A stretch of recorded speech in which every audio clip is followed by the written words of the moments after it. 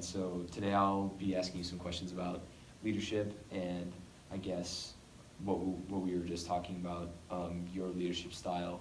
And you were saying that you are a collaborator and a compromiser when it comes to that. And could you just, I guess, reiterate on that a little bit? Yeah, let me go back and tell you what I was talking about, the other styles, and they'll come together. You'll see why they come together. And what I said a moment ago before you started filming this was that I have 4 different personalities that are important to me. My primary personality is the Andy Griffith, Andy of Mayberry personality with Barney Fife and Aunt Bee and Opie and those. And if you watch that show, you'll notice that show is one he really manages the city, but he never really is caustic in his management style. He knows what's going on in the barbershop. He knows what's going on. The only time he ever wears a weapon is when someone else from the outside comes in and is a danger for the community. So in this particular process, Andy has to know everybody in the community and has to have an idea of what motivates them, what causes them to do what they have to be able to do. And that's what the show shows, is that he finds how to motivate people who are 7 years old and people who are 85 years old. And he has a style for them overall. And that's my style. I think being aware, embracing, engaging the uniquenesses of people and understanding what motivates them is a really important job for leadership. And I think that's what that is. So that's one of my particular styles. I'll call it one of my walks, so to speak. I have another personality, which is a facilitating personality. And the facilitating personality is when someone needs to learn how to do something. Let's say it's a computer, for example. What I find is I like to interact with them and train them how to be able to accomplish that task, and then leave them alone and let them continue on training so they actually achieve greatness themselves. Not through me, but because of just giving them the guidance of how to be able to do it. So I become kind of like a traffic cop with emotions. That's called a facilitation style. I have a socialization style too, where I really have no reason, no outcome of accomplishing anything. It's just getting to know the community better as Andy Griffith walks around and meets people. So it's getting to know the community and the people in the community, the major players in the community better, and to learn players that I don't know. So you'll see me Tuesday. You'll see me in the building saying hello to people. I'll say, well, what is your name? I don't think I've met you before. And I get to know people. I say, who is this guy? Man, he's great. It's just a socialization style. We have 3 new faculty members coming on in January. I've already met them, and I've gone and knocked on their doors, and I have lunch with one of them Thursday of next week. That's just a social. You're trying to learn more about them, so when the need comes to a system, you are prepared to be able to do that. So those are 3 styles, and you would say those are all collaborative and compromising types of styles. You learn to compromise. I have one that's an autocratic style. I use it less than 5% of the time. It's called my Al Capone style. If Al Capone didn't like you, he lived in Chicago, he sent his guys with a Tommy gun and he killed them. St. Valentine's Day massacre is an Al Capone massacre overall. I look at these things, and when I see something that's very dangerous and threatening in the college, I need to stop that right away. You don't let it play at all. You don't let that go. And so you've got to respond to that because there's a danger of someone hurting themselves or someone else. Now, you've seen this in all actuality in my class. And that's when you've seen me lock the door. Yes. Because of the outside threats that we have right now. And I lock the door. That is an autocratic style. It says, if you're going to be, you will be here at this time, so I can lock the door. But if you come late, you're not going to come in. Well, that's an Al Capone style. You don't see that very frequently.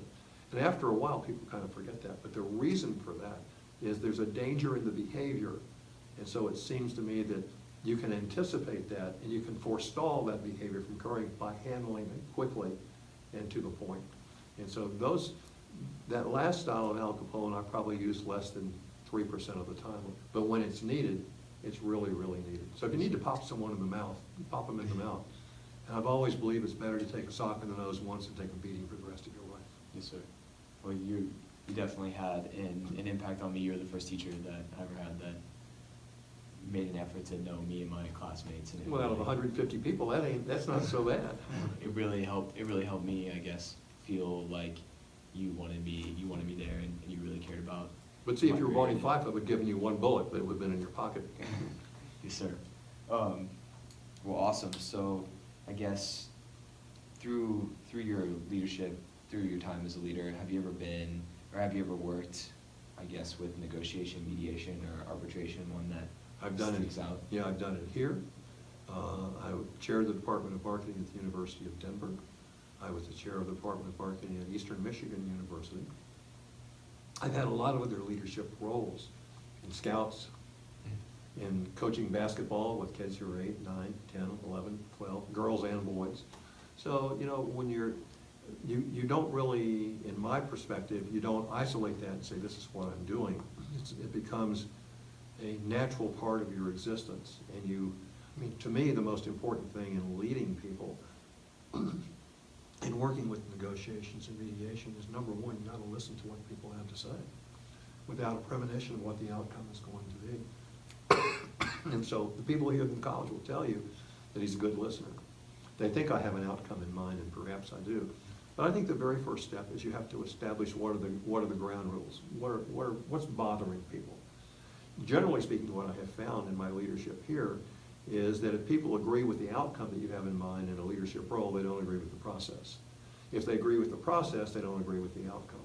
So you have these two groups of people that you have to come together with. And leadership is the part of the trilogy of the pyramid that brings all these things together so that you can compromise and negotiate an outcome that's beneficial to all.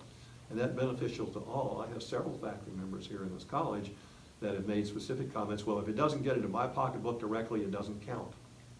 But you know, in negotiations, everybody's got to win. It can't be a one-sided kind of consideration. And it's very easy to offend those people because you try to tell them and help them to understand that we're a community of achievers, we're a community of winners. We all have PhDs, you know, so that's a really important consideration. They want to be appreciated for what they've accomplished. And so it seems to me that let's listen first of all to what they have to say. Then what I like to do is ask questions, like you're doing right now. And going through a questions where I can tick through a variety, so I better understand what the problem is. I can resolve that. And so the third step, it's my LQR model is all it is. And the R is resolve the conflict. You know, that may be through some form of mediation with someone else that's involved. Like, for example, when the person perceives that they are powerful because they are a distinguished chair, and they're more powerful than whatever your particular role might be, sometimes you need someone to come in and to mediate that. In this particular case, it would probably be a dean who does this, or a chancellor who does this kind of thing. In a reverse situation where I have to deal with a dean, I had to do this here, where the dean was an autocrat and issued mandates and edicts, and I wasn't willing to issue those mandates and edicts to the 11 people that work for me in my department. It's a matter of trying to help them to understand what he's trying to accomplish, but my representation was them to administration, not vice versa. And that got to be so acute that I resigned from my role as chairman of the Department of Marketing, because that guy was going to have his way no matter what. It's not going to happen. Yeah, so there was no collaboration on... It never happened in the college or in my department. Wow. So we at that time had 7 departments. It never happened in the college, never happened in the department, and then he was replaced. Wow. And that happens, you know, overall. So I think the first thing you do with people is you listen to what they have to say, and you've seen that with me, or working with me. Then you question it, so you want clarification. You know, help me to understand what it is that we're really, and that's what I asked you before we even got started. Then now let's see if we can get on the same rail and find a resolution that's beneficial to all parties that are involved.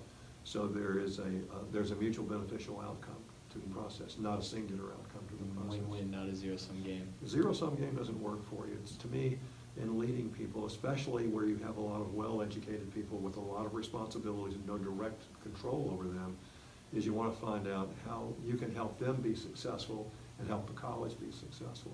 So in my particular case, my role in all 3 of those leadership roles was knocking down barriers. But I can't know what your barrier is until I talk to you. And sometimes those barriers are very easy to overcome. It's just no one ever thought about them creatively. Yeah, people are afraid to. So you listen, you question, and you try to resolve in the favor of the person that you're dealing with. So that's compromise to me. You know, how do you accomplish this particular task? And then I like to have a reflection period of time, where after a period of time you've been away, I like to go back and visit with them in their domain and say, how's it going? What can I do to help you make this better for us overall? What are your needs? And that's how we changed the Department of Marketing. The Department of Marketing in 1981 had a leader who mandated what would be done. They had two distinguished chairs that mandated what the leader would actually do. And he got terminated, and that's how I got hired when I was at Denver. And my response then is this: we're not gonna work that operation. There are 11 of us, we all get 1 vote. Not one of you gets 7 votes, we all get 1 vote. And we're going to establish what the goals and the directions and the measurements of success, the standards are. We're going to agree on all of those. Like today, I've got to start evaluating all the people in the Department of Marketing for our annual reviews. We have standards that we've actually done set. Then I have my own subset of standards in terms of how do you evaluate quality. So I can communicate with authority, here's how I evaluated you and the other people that I evaluated on a common consideration. Now, you may not agree with the outcome of the evaluation, so they won't agree on the process either sometimes. But the objective is to find a situation where the institution wins. When we win as an institution, you as a student group, student body also win. Sure. But when you have a civil war within the group, within the departments, nobody wins with that. Absolutely nobody. There's a lot of stakeholders with. That's exactly right. With what happens, I guess, at the. So in the case with that dean that I'm talking about, happened in 1985, 86, I finally said, I'm sorry, but I can't issue your edicts anymore, so you'll need to find someone to replace me. And he told me, well, you can't do that. I don't have anyone to replace you. I said, you don't understand, I'm not your slave. I will not issue your mandates. So therefore, this was in December, I won't be doing this job in January. Oh, that's very And I didn't. And so he replaced me with a fellow that was 1 year away from retirement, who was a very nice man. And then he replaced me with someone who worked for me in Michigan. And so he still had me, and he didn't recognize me. Yes, sir. And that's the man who actually wrote your textbook, David Kurtz. Oh, really?